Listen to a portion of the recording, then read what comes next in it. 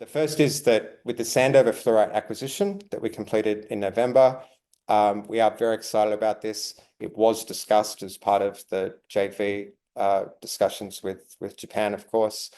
They're excited. I mentioned that at the AGM. Tivan believed it was premature to head in the direction of right of first refusal. I know that question's come up. We want to retain this project as much as we can. We're in a really strong position to do so. We can add an enormous amount of value early stage by defining the resource. There'll be a time and a place down the track to consider such things. But the real journey for the next 6 months is firstly to announce assay results. I hope this will be early next week. Like, it's really, really close. We've got really strong conviction that these assay results will be fantastic. The map today is a new map. It shows you what we did in December, which was to try to gain a really representative sample of the strike length through extensive rock chipping. We will report all 26 assay results, of course, to ensure there's no cherry picking. The strike length is 9 kilometers, so we'll get a holistic overview of the mineralogy and the grade right across the resource as early as next week. Then we'll be in for 3 to 6 months, I believe, of resource mapping. That will involve further low disturbance activity out at Sandover in terms of soil samples, really understanding intimately all the strike lengths and the vein systems from the surface. In parallel, we'll be working with Central Land Council to secure what we secured last year at the rest of the Sandover project, which is mineral exploration deed, sacred site clearance certificates. Those two are absolutely foundational for us to be able to move ahead to a drill campaign, and we hope to get to a drill campaign later in the year, and that would be the point at which we can start heading in the direction of a JORC resource. And I know these questions have been asked. The optimal scenario, and this is, we always plan for the optimal, is that we are successful with Central Land Council and traditional owners in working through these very sensitive processes, and please do understand that they are very sensitive. And if you rush too much, if you put too much pressure on traditional owners, they can erect restricted work areas. There's many things that can shut you out of a project in Central Australia, especially.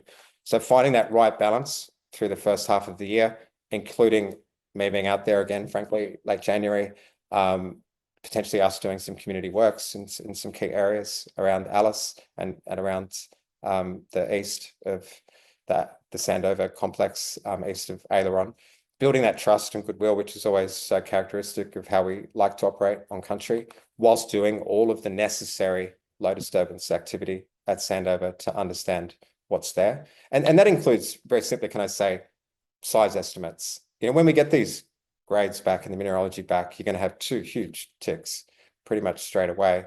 On size, you can have a pretty good estimate of size simply through volume by density.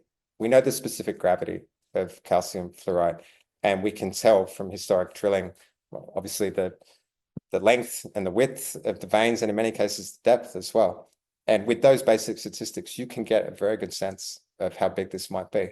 And we believe at this point, on that very, sort of back of the envelope basis, which the ASX would certainly not let us publish, but on that basic approach, and with the assay results we'll get back next week, we're going to have pretty high confidence. And at this stage, we do believe there'll be more calcium fluorite, high grade, ultra high grade calcium fluorite at Sandover than at Speewah. And we know Speewah's a world-class resource. There is a possibility that this is the best fluorite resource on the planet, and we hope to prove that thesis up in the year ahead, obviously. Now, acknowledged, there's significant disadvantages in terms of the proximity or lack of proximity of this resource to a port, but it's in our backyard. Alice is my hometown, for people that don't know. The NT government is, of course, all over us on this. It's adjacent to a project precinct that we've been working at for 18 months. So again, it is too good to be true. We're very, very excited about this pathway, and we just need to manage it. So back on the optimal, mapping for 6 months, hopefully drilling, JORC definition, 6 to 12 months.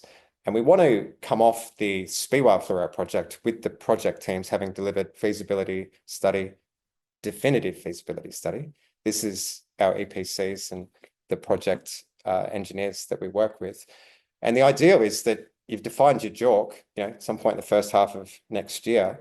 And the next step is taking the same project guys off Speewah that have built all of these studies and asking them to do a scoping study at Sandover, and just redeploying all the lessons learned from Speewah here, and then printing a scoping study for this, mid next year sort of thing.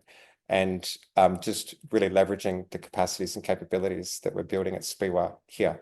Now, Sandover will always be a couple of years behind Speewah, which is optimal anyway. We can't do two things at once. We would never want to flood the offtake market. We want to stay focused on our pathway to cash flow.